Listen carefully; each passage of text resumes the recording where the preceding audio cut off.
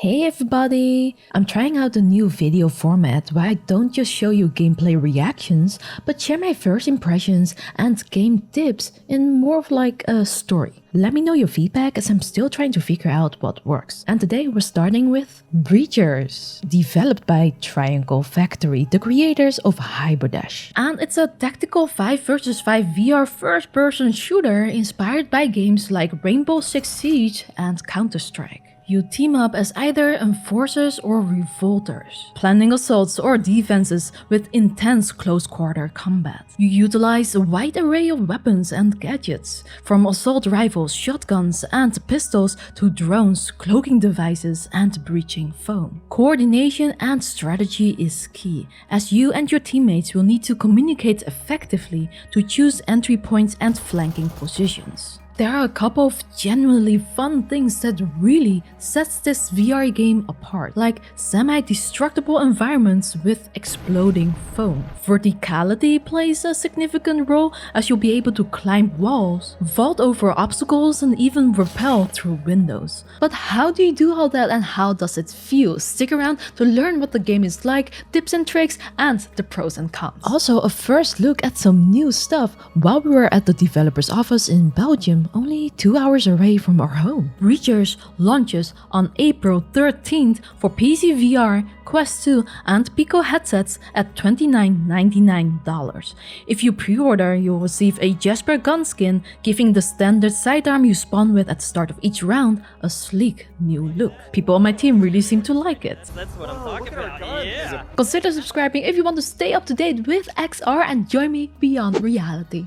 In Breachers, the game kicks off with a helpful 15-minute tutorial, but I'll be sharing some tips and tricks with you too today. The game currently offers 2 modes and 4 maps. There are 3 maps for Bomb Defusal, which is the standout mode that sets Breachers apart. You can choose from quick match servers, private servers, or offline training for single player with bots. There's even a gun range featuring challenges for each weapon. Now let's dive into the heart of the action with Bomb Defusal. As revolters or enforcers, your goal is either to defend or disarm bombs using EMPs. Here, I started as an enforcer in the new Skyscraper map. It's an honestly stunning map with multiple floors and an amazing sunset. Most of this game looks great on Quest 2 and the developers told me it's the same build on PC VR, so it will look the same. At the start, you will see 2 marked spots. These are the locations of the bombs placed randomly each round. You start with 900 credits and you have 1 minute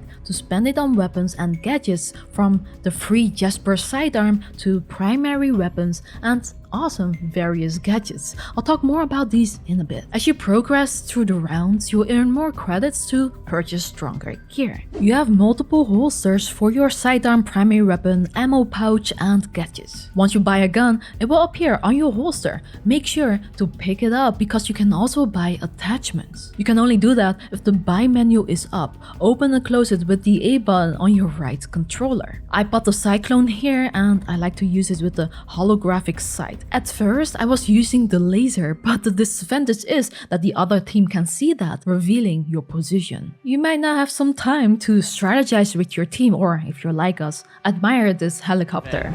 This thing looks legit. A countdown will let you know the round is starting, but be mindful that you can already hear footsteps, so you can already guess where everyone is.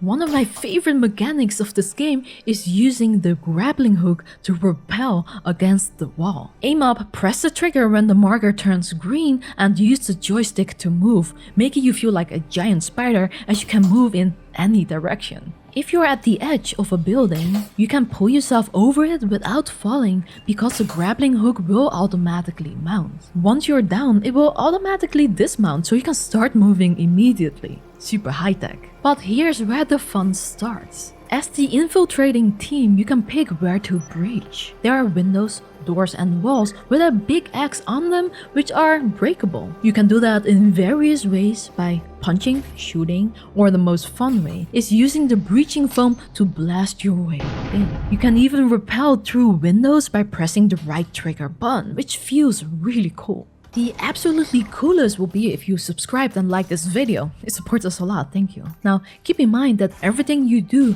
can make a lot of noise, so the other team will hear where you are. Someone in your team needs to plant the EMP in the same room as the bombs, which you can do on any surface. Then you have to synchronize the signal by rotating the dial on the EMP until the waves on the display overlap.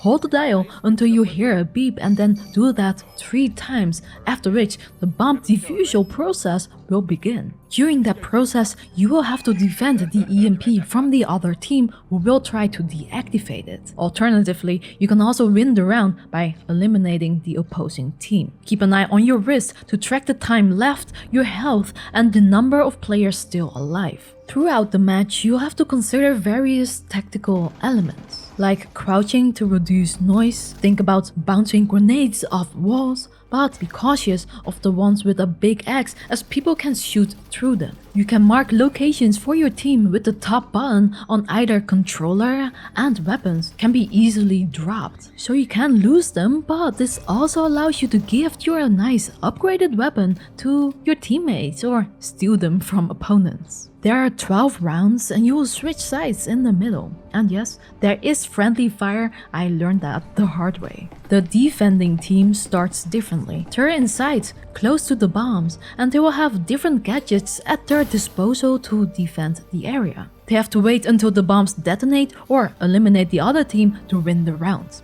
Reloading in Breachers is simple. Press A to eject the mag, grab a new one by hold pressing the trigger button and insert it. It automatically reloads, but the reloading time is different per weapon. Not everyone will like this, as it's really cool to reload manually in VR, but this arcade style approach is similar to Population 1 and that has proven to work well for fast-paced gameplay. You can hold all weapons with 2 hands for better accuracy and reduced recoil. Now there are a bunch of cool stuff to try. The game features a variety of primary weapons such as SMGs, rifles and shotguns, as well as several fun gadgets. Both sides get frag, smoke and incendiary grenades, as well as a heal syringe. All gadgets need to be armed before you can use them, so grenades are armed with the trigger button before throwing, while the heal syringe must be armed and then stabbed into yourself or a teammate to recharge health over time. Enforcers get gadgets like the flashbangs to blind opponents, a tiny drone for spying on the enemy, and a cloaking device for brief invisibility, although I think people can still see you if you look closely. The breaching foam is my favorite. You spray it over one of the breachable areas marked with an X, then step back and activate it with your offhand by pressing the button on the top. The foam will explode and blast it open. You can use it up to 3 times. On the other hand, defenders have gadgets such as the tripwire that explodes when its laser is touched. It can be placed on pretty much any surface with the trigger button and only when the marker turns blue. You can look out for this by listening to the sound it emits, and you can destroy it by shooting it. Same for the proximity sensor that emits a loud sound revealing opponents' positions. The static field emitter is a bit different. It shocks and slows down enemies, but to destroy this, you have to shoot the top center of the device, so you need to walk pretty close to it. The last gadget is the door blocker, which blocks entryways. This can be broken by shooting at it or shooting the emitter. The latter takes less ammo. I love this variety in the game because it enables you to devise a multitude of strategies. It keeps the game fun and engaging for a longer time, but it needs more content soon. More maps, game modes, and maybe a progression system would help not getting bored after a while.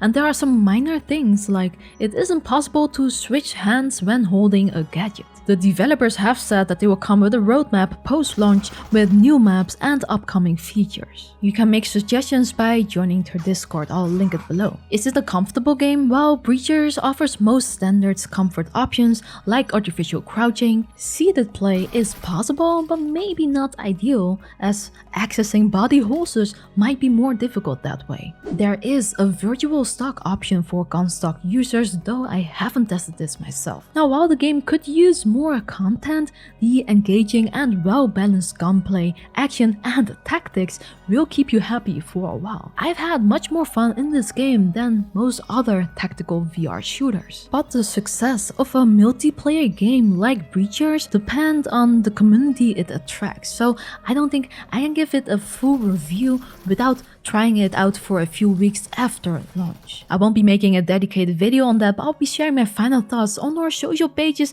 after a few weeks, so follow me there. Let me know if you're ready to put your teamwork skills to the test in Breachers, or if it's not the game for you, why? And there are actually more highly anticipated VR games coming this year. Check out this video over here to learn more. It says PSVR 2, but these games are also coming on PC VR and Quest 2. Now, big thanks to the players who joined and carried me in this video. I'll link their channels down below, and thank you for watching. Subscribe for more, and special thanks to my champs.